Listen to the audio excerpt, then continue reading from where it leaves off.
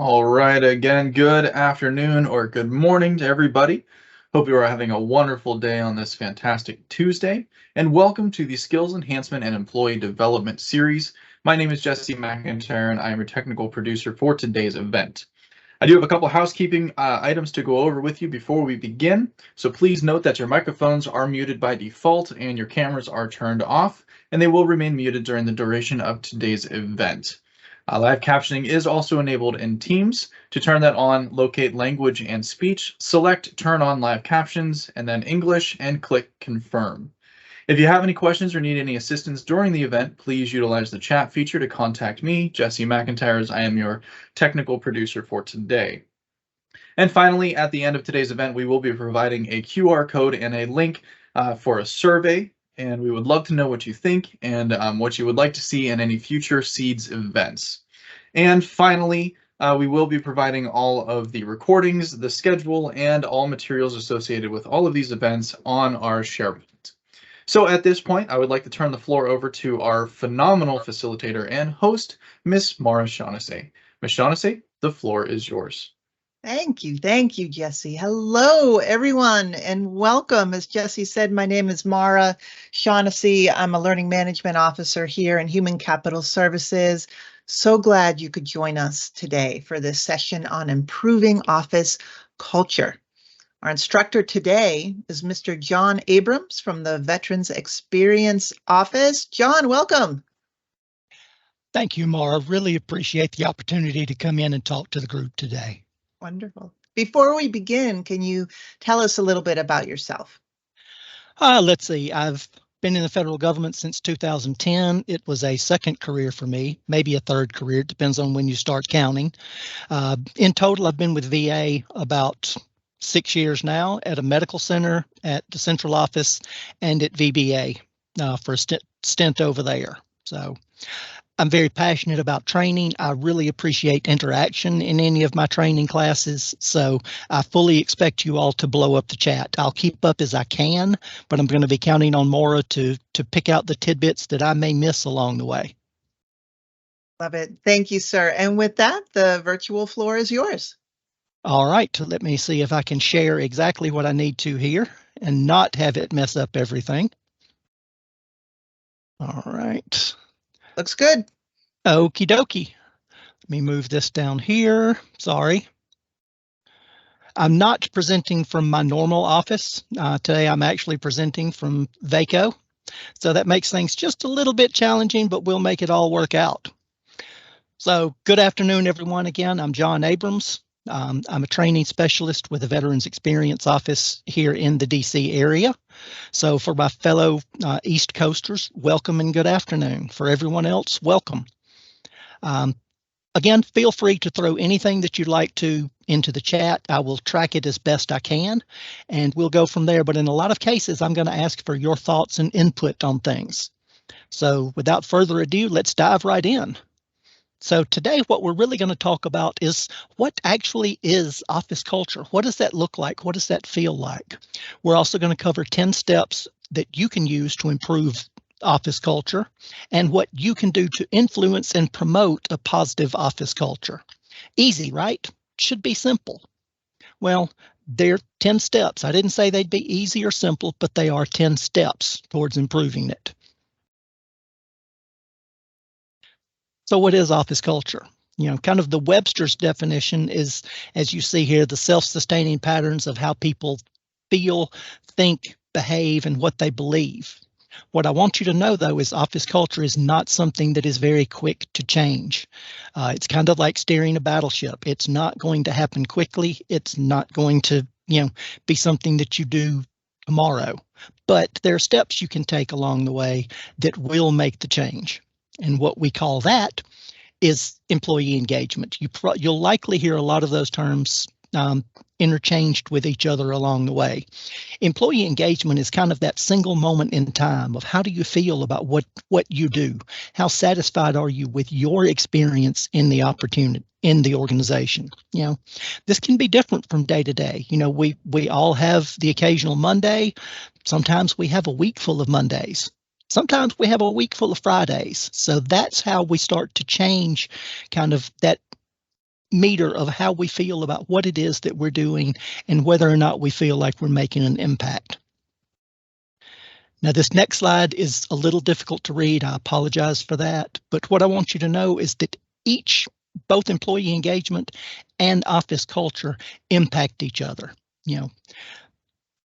Engagement can change much faster than office culture can, but you can change culture. What I want to stress before we go any further, though, is that there is no absolute right or best culture that will be a part of your organization. The right culture is what works best for the people on your teams. Any questions or thoughts about that? Does anyone have a different definition of what office culture might be? And Misty, yes, this is being recorded, I believe. If it's not, if we could start the recording at this time. It looks like it is being recorded, so we'll go from there. All right, I don't see any other questions, so we'll move on in.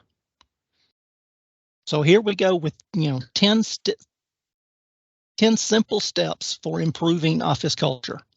Now I want you to note the wording I used there. These are 10 simple steps. These are not going to be easy steps, but they are simple steps. They can be very difficult, but they literally involve some major changes to truly improve office culture. And here's the first one, and it's tough for a lot of people in government because as much as I like breaking silos, I'm not a fan of bridging silos. I'd rather just break them down and let's all work together. That's not always the case with government. So one of the first things we have to do is embrace transparency. Now, I just lost a lot of people there because what we've got to do really is to start trusting each other, our supervisors, our employees, our coworkers, everybody. We have to be defaulting towards transparency. Now, this is the first paradigm shift that's required to improve office culture. Instead of asking yourself, and we've all found ourselves doing this from time to time, instead of asking, is it necessary to share this? Instead, ask yourself, is it necessary for me to conceal this? Why am I keeping this from people? Why don't I share this with everybody? Another huge challenge can be sharing successes.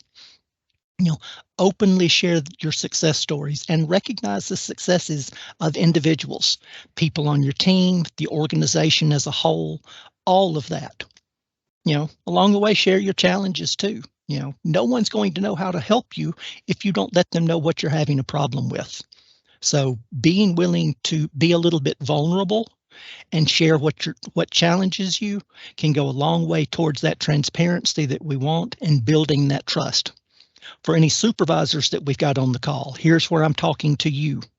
And it's not always difficult to hear, but supervisors, for the biggest part of this, you hired the best and smartest people in the room for a reason. If you can be open with these challenges and open with what your challenges are, these people are there to help you. You hired the best, so teach them what to do, show them what to do, and to a degree, get out of their way. Yes, Mara. John, I know we have a very interesting question there in the chat box, but I have a question before we dive into the rest, and that is, in improving office culture, is this the job of leaders in our organization? Is it our job? Can you speak to that a bit before you dive in? Yes and yes. It's everybody's job. Your supervisors and leadership alone cannot build an amazing culture. That's going to take the employees, the staff, the boots on the ground, trusting their supervisors, trusting that although we may not know everything that's going on, we have to trust that our supervisors have our best interests at heart. And as we do that, and we are trusting of them, with any luck, they'll be a little more trusting and transparent with us. Thank you, sir. To talk to Carrie's question of how do you regain trust when it's been eroded over time, unfortunately, that is a time-consuming process. Trust can be shattered overnight, but it cannot be built overnight. It's going to take concentrated and dedicated efforts to really rebuild that trust. It's not easy, but it can be done. It's just going to take definite work. Todd, I see you mentioning sharing the challenges with ownership, and that's an absolute must. I will mispronounce your name, Dahala. Everybody has to make a concerted effort to work towards regaining that lost trust. There will be some that don't want to move forward, but that's where you have to drag them along. And Kevin, yes, getting buy-in is an absolute must in this. So there's one step, just be completely transparent and completely vulnerable. Again, I said these were simple steps. I didn't say they were easy, but if you work on it, you can get it done.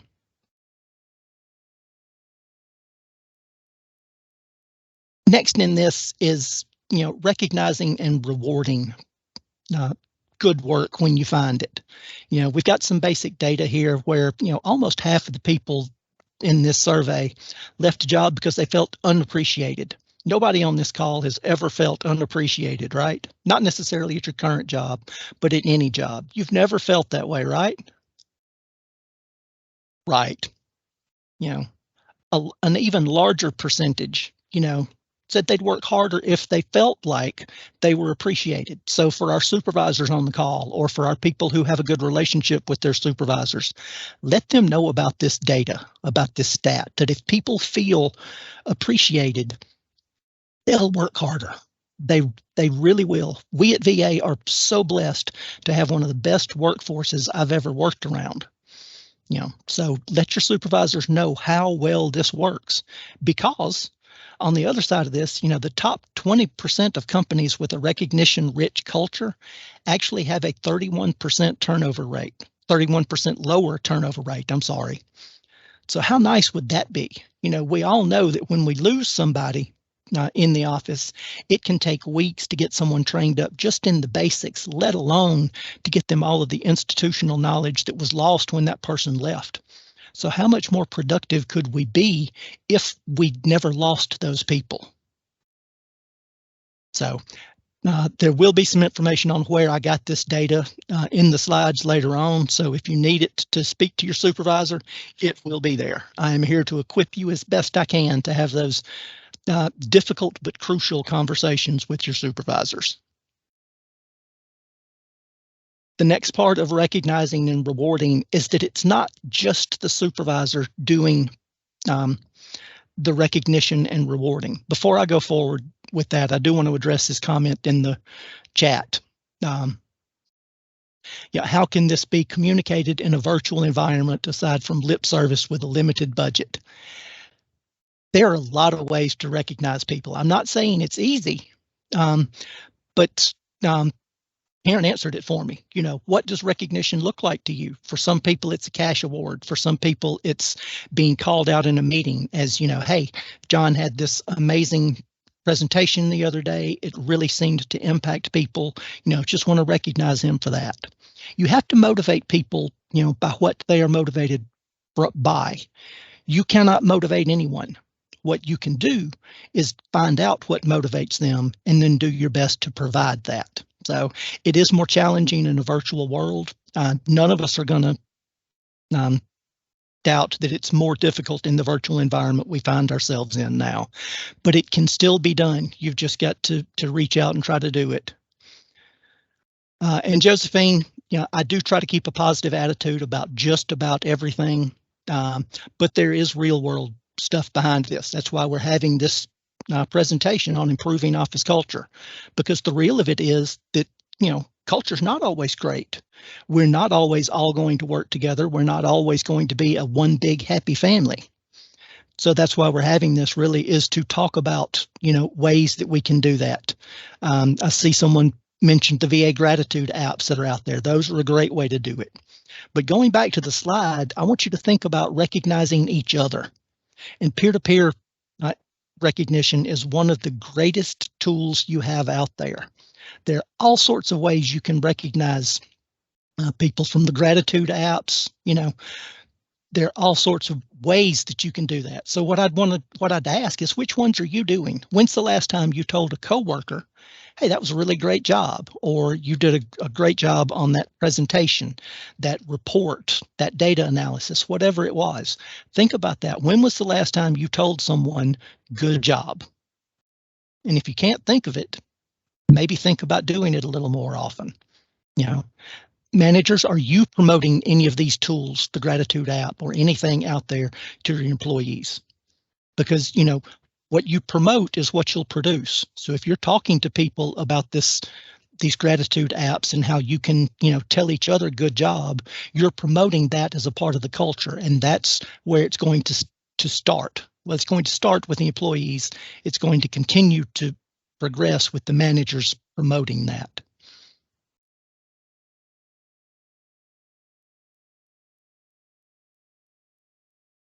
We also want to kind of own up to some stuff. And thank you, by the way, to all of you who mentioned the Gratitude apps and talked about, when you have told someone, great job. But now I want us to think about these coworker relationships, and these have been so difficult the past few years with the pandemic and everything that COVID brought us, from our virtual and hybrid work environments to, not having those water cooler chats or birthday get-togethers, any of that stuff. But having these strong relationships within the office, will help drive employee engagement. It's going to take time and effort, and sometimes you have to do the dreaded team building activities. I do have a link in here where you can get some ideas for what you can do, and they're not just in office stuff. There's some hybrid stuff out here too. So if you're hybrid or kind of a remote first office, there's some great activities out there to help encourage some organic conversation. Good morning, beautiful souls. Be kind to yourself today. Jennifer, that is a phenomenal saying and a great view. So thank you for adding that. Little bitty things like that. We think they're not necessary or they're time wasters, but you never know what kind of day one of your coworkers is having, especially in this virtual environment. And one tiny little bit of encouragement might be all they need to view you as an advocate, not just a coworker, but someone who's got their back. So cultivate those relationships. Now, this next slide is going to be very difficult to see for some people. But one of the best things you can do to improve office culture is to both embrace and inspire autonomy. No one, not a single person out of the well over 100 on this call, likes to be micromanaged. I seldom read slides, but I will read this part. It is ineffective, inefficient, and does little, if anything, to inspire trust in your organization. You hired them. Trust them to manage their responsibilities effectively and get out of their way. Go out of your way to create some of these decision-making opportunities. I know that not everyone is in a position to have autonomy. If we could all be autonomous, it would be a wonderful place, but that's not how business works these days. But supervisors and coworkers, supervisor particularly, rein in any of those overzealous supervisors and managers that are out there. Again, ask yourself, do I trust my coworkers? Do I trust my staff? Do I trust them to do the right thing in the right way? And if that answer is yes, again, get out of their way and let them do it. To improve office culture, we have to both embrace and inspire autonomy when and where we can. Now, remember, I said these were simple steps. I didn't say they would be easy. And creating autonomy in an office can be a difficult thing. Once you experience it, though, you'll never go anywhere that doesn't offer it. And I do like this image in this particular slide of cutting the strings of the micromanagers, the ones in the background pulling the strings. Be that pair of scissors, cut those strings, let people do their jobs. When they don't, counsel them, direct them, and correct them. But if they're doing it right and doing it well, get out of the way and let them do the job you hired them to do. I have a question for you, John. Sure. Say you're a supervisor and you do have to check up, not because you want to micromanage, but because you're being asked for information or someone's wanting reassurance. If you were a supervisor, would you just kind of put it out there and say, I trust that this is getting done? I don't want to be a micromanager, but I have to have this information. Would you put that out there? I would phrase it almost just like you did, Maura. I would say, I need this information. I'm not telling you how to get it to me. I'm not telling you how to do that analysis. This is what I need. Can you get that for me? And that's a great way to create those decision-making opportunities. Is, I need this. How do you feel you can best provide that to me? Here's the objective. How should we move forward? Yeah. Okay, exactly. I like to think that when I was a supervisor that I knew everything. I didn't. My staff knew far more than I ever would. What I knew how to do was find their motivations and try to provide that for them. But I will be the first to admit that now I'm a huge Game of Thrones fan. So I know nothing, John Abrams. That's what I had to embrace as a supervisor. And to go to those who do know and get it. If you word it right, and it was mentioned earlier about how communication is the key, and that's it. You can request data. That's kind of your job, is to pull everything together and present it in a one-page brief to your executive. But it's ask for it. Don't tell them how to do it. I love the graphic in there. Knew we'd have some other Game of Thrones people out there. So thank you for that. I hope that answered the question. Thank you, sir. Perfect. Thank you. All right. Let's see what we have here from Susan. I don't need you to micromanage me to do the job. I need you to micro understand the job so I can get it done. I can see that, but there are a lot of things I know that my supervisor doesn't. So they don't have to understand all of it. They need to know what they need and then get out of my way and let me give it to them. That makes sense? Hopefully so. Next up is talking a little bit about practicing flexibility. And I had to make this a yoga discussion. Now, I'm not a professional yogi by any stretch of the imagination. And I realized that flexibility won't work in all of our positions across VA and VBA particularly. You know, we have to have people in call centers. We have to have claims reps and reviewers in desks or working at certain hours. But flexibility can work for many. You know, where those positions where timing flexibility won't work, look for things that might. Find out from your staff or from your coworkers what it is that they need, what flexibilities that they need, and then try to provide it for them. A former VBA supervisor, seeing the graphic up there now, had a motto that I absolutely loved, and it was Semper Gumby, always flexible. You know, however, like yoga, you know, you have to start with the basics. You start with the little stuff like child's pose before you attempt a handstand scorpion pose. I, for one, will never be able to do a handstand scorpion pose, not without an immediate hospitalization after that, but I can work towards it over the course of my life. Probably never get there, but I can work towards more flexibility. So that's it. Darlene, you've got a great point there with receiving and giving information is both. And Pia, the attitude will have nothing to do with that. The attitude, the positive attitude is there. The ability, however, is not on that one. If you've never seen a handstand scorpion pose, look it up. You'll see why. Oops. Okay, here we are. Again, and this is going to be a little bit more preaching here, but you know, we all have a purpose and a passion for why we work. You know, I want you to think about your division's culture. You know, do you talk to them about how their work benefits other people? You know, for some people who work in claims, you know, have you ever been the one who approved a claim that dated back decades that finally got this veteran this massive life-altering change in their life from a financial perspective?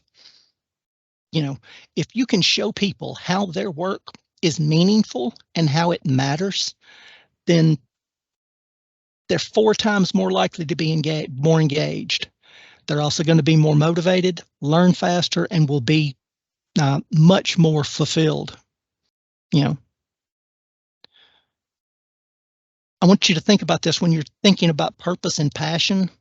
You know, here's a great way to look at this. You work for your supervisor. However, you serve our veteran community. I don't care what you do. If you never speak to a veteran, if you work for VA, you are serving veterans. It may be a stretch to make a direct connection, but trust me, you are serving veterans. And if you want to know why that matters, and you happen to find yourself in the DC area, go to Arlington. That's all you got to do. That will let you know why what you're doing matters. So for our supervisors, you know, how often are you recognizing members and the impact they've made on the organization's goals? That's definitely something you have to think about. Let's see what we've got in the.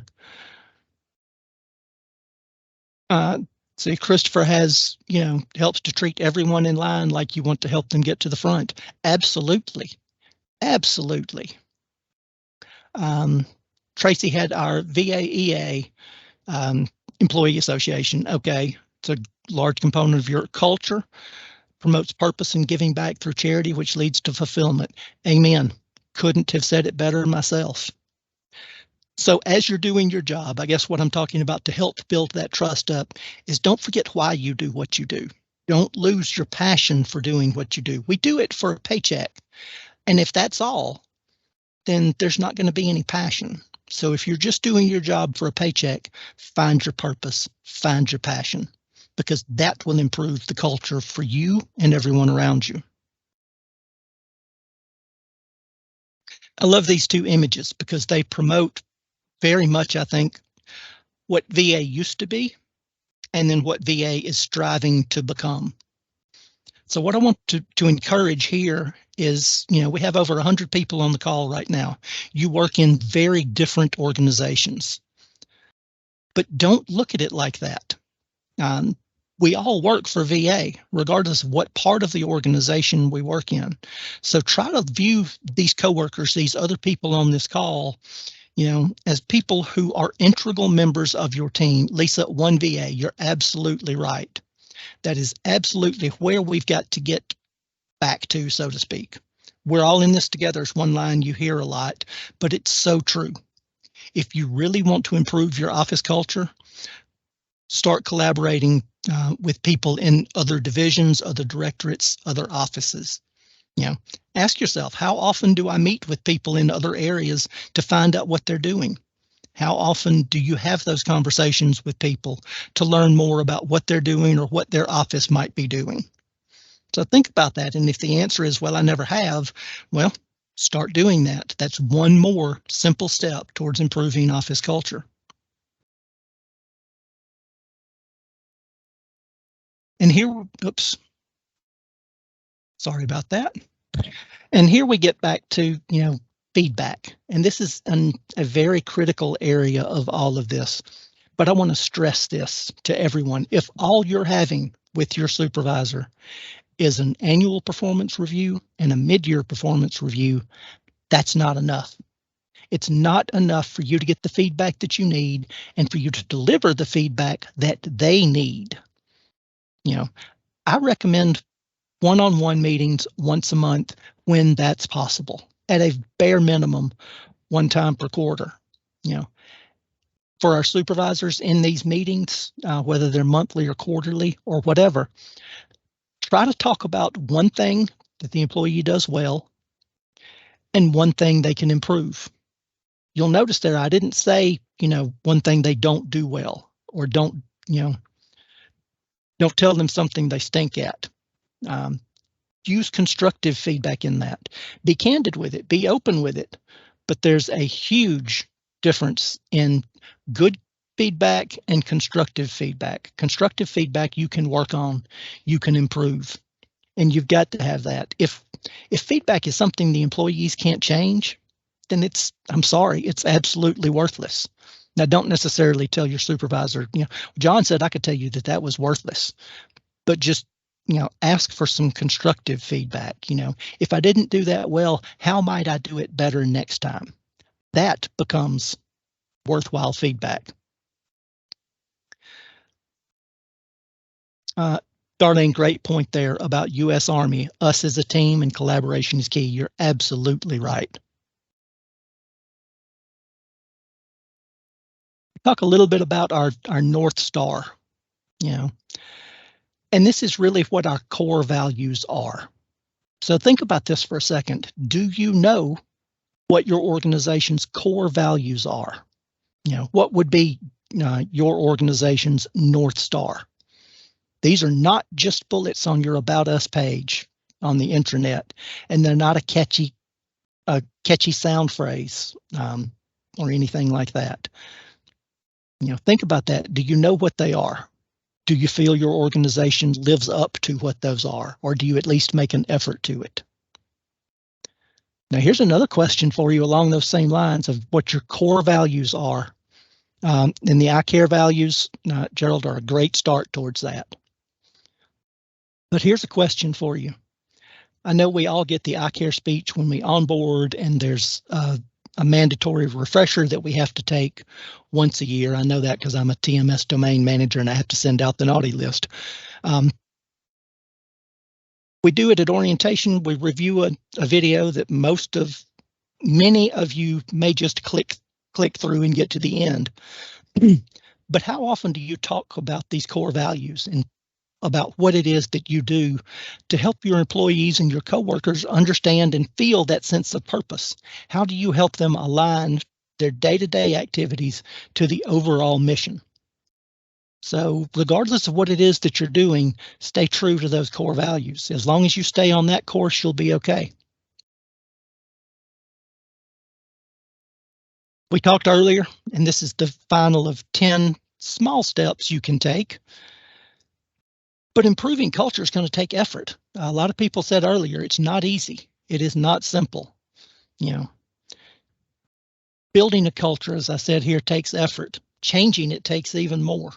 And you're not going to finish. There's no end time to this. But what I'd like you to consider is, the higher your effort is, the better your results are going to be. But it's got to be something that you can keep up with. One thing that I recommend a lot for something like this, and if you're interested in this, I can talk to you after the presentation, but is doing what we call in VEO a rosebud and thorn exercise that's focused on culture. If you haven't done any human-centered design work, you may not be familiar with that, but I can explain it to you later. But it's basically where you talk about what's going well in the organization, what could be better, what could we cultivate and make better, and where are our pain points? What do we just need to cut and get rid of or start doing completely different? You can have this facilitated by someone externally, or if you look up Rosebud Thorn activity, if we've got any facilitators in the group, you can teach yourself how to do this pretty quickly. So those are our 10 steps, 10 simple steps, but 10 not very easy steps to improving office culture. So next, we're going to get into a little bit on, what can you specifically do? Here, I won't be talking to the managers as much. I will be talking to you. And by you, I mean everyone, because there are some steps that you can take to really help build the culture, but you've got to be consistent. Someone said it in the chat much earlier, consistency is key, and that's absolutely the case. So one of the first things you can do is, let's get a little personal.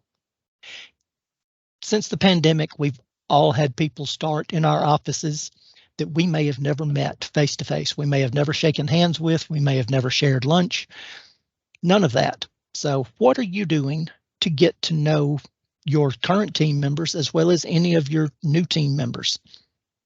What I would encourage each of you to do, and I mean each and every one of you, is be that person who goes out of their way to befriend new team members, especially in this virtual environment that we find ourselves in. Corny dad jokes are a great way to break the ice with somebody. But these small gestures, can really mean a lot to people. It will help you to be seen as an ally, an advocate, or maybe even a friend. But it's these little steps like reaching out and getting to know your coworkers, finding out what they do, find out what their passions are, and then go from there. So be that person reaching out to the new people to say, hey, how can I help you? What do you need? Will make a much bigger impact than you might think. Next, and we talked about this a little earlier, about celebrating others. That's going to be some of the basic groundwork that you can do. I love the line that a high tide floats all ships, because that's absolutely true. I don't care if it's through the VA Gratitude app, email, kind word. If you notice someone did something good or notice someone had a real success, let them know you saw it. There are other things that you can do. Even in the virtual environment, if you want to hold monthly birthday celebrations or have a kudos call out at team meetings, that can be a great way to really celebrate others. Now, if we get into dad jokes in the chat, I'm going to get distracted and we'll lose all of this. But Jonathan, that was actually a great one. I will use that one tonight at dinner. But other little small celebrations of others that we can do are little silly things sometimes, like making paper plate awards. I've both given and received awards that were the most awesomest team member ever. And I've gotten a few saved my butt awards from people. You can celebrate work anniversaries for people. The virtual high five is one. These little things seem so small, but they can have such a large impact in the grand scheme of things towards building office culture. Yeah, John, I just want to say, everything that you're presenting, a lot of ideas here. To me, the common theme is improving or building trust and psychological safety on the team. And yeah, a lot of what you're saying is like small behaviors you can do, but these behaviors really have a compound effect, don't they? They're worth it. They absolutely do. I mean, I could have given this entire presentation in under 5 seconds by saying, good afternoon, everyone, or good morning, everyone. Be nice. That's it. Be kind. That's the sum total of improving organizational culture. Be transparent, that helps, but be nice. That you're right, that is the bulk of this, but we don't talk about that enough. Be kind, that's perhaps a better way of putting it. Yeah. And research tells us that the most cohesive teams, the highest performing teams, what they all have in common is there are very high levels of trust on that team. And building trust, the way to do it is to do these things that you're laying out so beautifully here. So I just want to thank you for that. Oh, no problem at all. Nicole, yes, having a safe environment, will really help people be much more transparent. Trying to read that up here in New England, we're kind, we're not nice. I could probably say something about that, but I will keep my Alabama roots to myself, Thea. But along those lines, be there for each other. It goes into be kind and be nice. But we're all at some point in time going to experience roadblocks. We're all occasionally going to have to step up for someone else. You've got two choices when this happens, and they're on here, but I'm going to talk about them anyway. But it comes down to viewpoint and how you see the situation. You can see yourself as a victim. Why do I always have to be the one to step up for someone? Why do I always have to do this? Ebony, sorry, but I'm an Auburn fan, War Eagle. You can be the one to say, why am I always the one who has to do this, or always the one who has to step up? Or you can rewrite that entire script. You can be the one who gets to step up. You can say, I get to go in and help someone today. I get to be the one to make their life a little easier. Because at some point, we're all going to need that. If you step back and kind of zoom out from the situation and look at it through an empathetic lens, put yourself in their shoes, you'll never really know what someone else is going through. Whether you work with them every day or pass them on the sidewalk, you will not know what someone is going through. You know, so be the one who can step up for people. You know, not saying you have to be a doormat. There are people who will demand you do that every time. You give them an inch, they take a mile. So don't be a doormat in that, because you need to have your needs attended to as much as anyone else. The goal here really, if I could say it as plain as possible, is to set healthy boundaries, but lead with empathy. Put yourself in someone else's shoes, whether you know the exact situation or not, and lead with empathy. That is something you can all do for each other, is be the one to step up and be the one to help. Sharon, you're absolutely right. It is a privilege to help someone. You know, and you again, you don't know what your impact on that person's day may be. They may be going through an illness at home with a family member. They could be going through a divorce. They could be, you know, on a PIP and you don't know about it. It could be anything. So just be kind, be nice, and step up and help when you can. Along those same lines, be the example of setting an appropriate culture. You know, take part in some of these employee resource groups, you know, focus groups, committees, working groups. If someone's putting together a holiday party, help out. You know, doing this, you're not only going to build your internal network, which will get you much further than your resume will, but you're also going to work on your communication skills. You'll show your willingness to take on more responsibility, and overall, you'll improve your workplace. You know, there's some other ways to, as we said earlier, setting those good boundaries. So setting the example also means taking a real lunch break when you need to. You know, not always working through lunch. Use your vacation time when it comes to it. Use your parental leave when you need to. You know, and for some of us, I know many of us, I'm not going to say all of us, but many of us have probably had a boss to where we had to give some feedback to them that, you know, look, Mr. Smith, your 11 p.m. emails are really causing stress for the team. You know, if you'll be that example, be the person who lets your supervisor know, hey, this is creating stress in the team. This is creating, you know, a little discord. It's not what we want. You know, be that person in your office who, you know, prioritizes your own health and wellness, because no one else is going to. You know, you may have a fiance like mine who's constantly on me if you need to exercise more, and do you really need that other cookie? And I love her to death for it.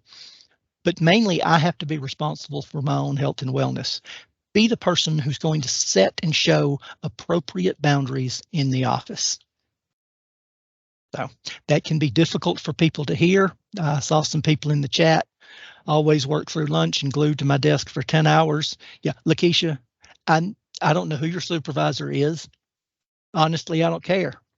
If that's real, stop. Stop it right now. Find a way to get the work done in 8 hours, or have a discussion with your supervisor about what you can do differently to get that done. But I'm giving you permission to take lunch. I'll step down off my soapbox there for a minute. With all of these, though, we also have, you know, the opportunity to kind of survey things. There is a thing out there called a culture survey, and this link will be live in there, and it's a blog article on how to create your own culture survey. You know, my advice here is to make sure it's anonymous, because that's going to be key for psychological safety. You know, you want honest responses when people are saying, this is what I think the culture is like.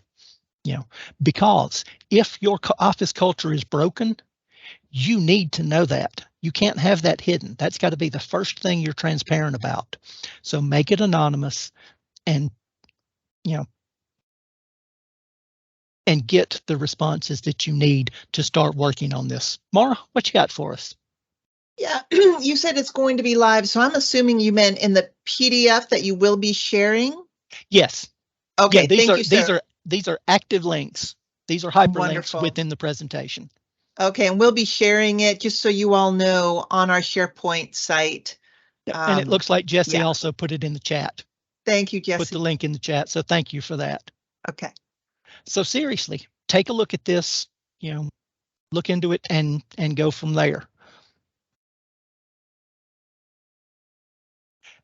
Next, I've got a quick video here on a 2-minute mentoring culture. And Jesse, I may need your help here because sometimes my audio does not play. So is this something that you can post live for us, or do I just need to click on it and see what I can make it do? Give me 1 second. Okay, sorry, I should have covered this earlier. And you can take over sharing if you need to. Yes, sir.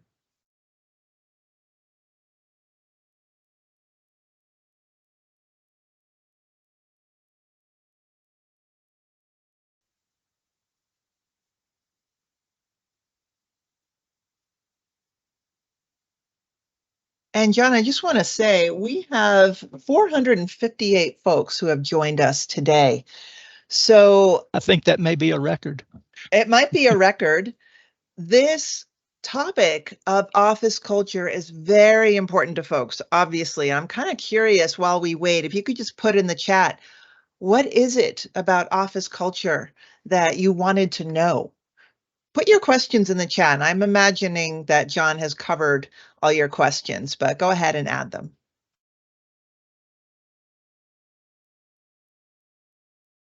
Yeah, needed a pep talk? Okay, yeah, why come to a topic about office culture?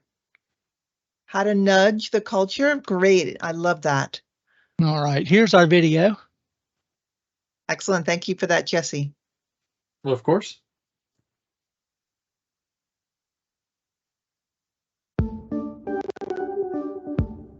Our research finds that, on average, half of a team doesn't feel like they have any influence on their team's culture. And it's higher for people from marginalized groups. These people are thinking, I'm not putting myself out there. Nothing is going to change anyway. From your perspective, they may be performing just fine. And so you think, no complaints, no problem, right? Not necessarily. People who feel like they have influence on their team's culture are more engaged and satisfied with their jobs, and they're more likely performing to their true potential. So think about the people on your team who are less vocal or haven't taken an active role in shaping team culture. In your next one-on-ones, ask them, what are we not addressing? Or how can we improve how we operate as a team? And if they don't have any examples or don't feel comfortable sharing them, share the weight of that vulnerability. Seed the conversation with ideas like, what about our meetings? I've noticed sometimes certain people dominate, or the way we recognize each other. I give feedback, but sometimes I feel like we're light on appreciation. Now, you may need to ask these questions regularly and make culture a normal part of your conversations to help them feel safe in sharing their experience. And when they do share, implement their suggestion. Then, if it's appropriate, give that person credit for the idea. You'll show them that they do have influence and encourage them to take an active role in improving your team's culture.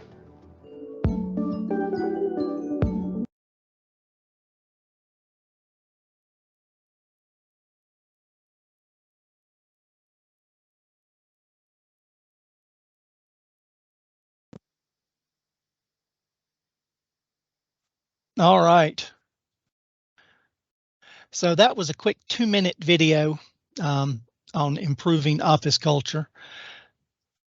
So from here, what questions do you have? I know I've got about probably 750 questions now in the chat, I think. And I don't have time to address them all on there. but I will try to look through these and respond as possible. It may be that I combine a lot of them and then send a one or two pager out tomorrow to distribute. But Mara, what else do you have to add? I know I like ending with that video because it is important, because we have people who aren't willing to speak up necessarily. So how do we not necessarily bring them out of their shells, because you can't do that with introverts. You have to invite them and let them come on their own time. But what are some questions that we can employ to help with that? Well, John, I just wanted to speak to what I've been seeing in our chat box here, and what I love.